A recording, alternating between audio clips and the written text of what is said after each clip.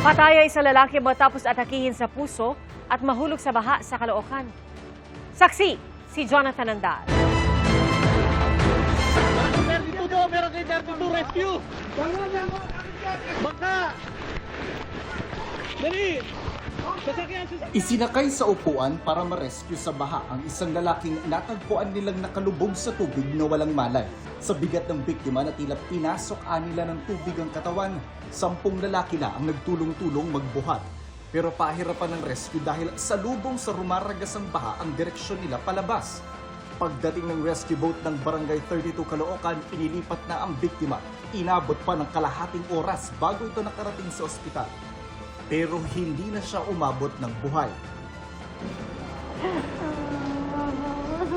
Nagdadalamhati ngayon ang pamilya ng 58 anyos na si Ronaldo Cruz. Sabi ng kanyang kaanak, nagpanik sa baha ang kanilang padre de pamilya. Inatake sa puso at natumba sa hanggang dibdib na baha. Nervyoso po si Papay. So siguro kahit naman po heart attack yun, siguro po mas nabigyan ng chance yung father ko kung walang baha po nung time na yun. Kasi mas magiging accessible po yung daan ng mas mabilis papunta sa ospital po. Anila, lumabas ng bahay kahapon si Ronaldo para patayin ang circuit breaker. Pero nakita na lang siya na nasa ilalim na ng baha.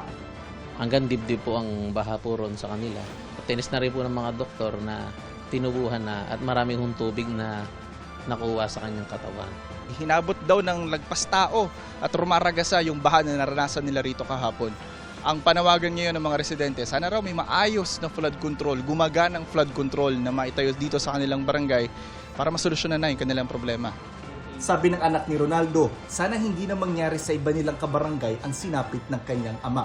Yung sa flood control project na dapat yung mga nakaalat talaga na budget doon talagang ginagamit or ginagastos ng tama para maiwasan yung mga ganitong senaryo po kasi may mga buhay po na nakataya rin. Ako si Jonathan Andal, ang inyong saksi.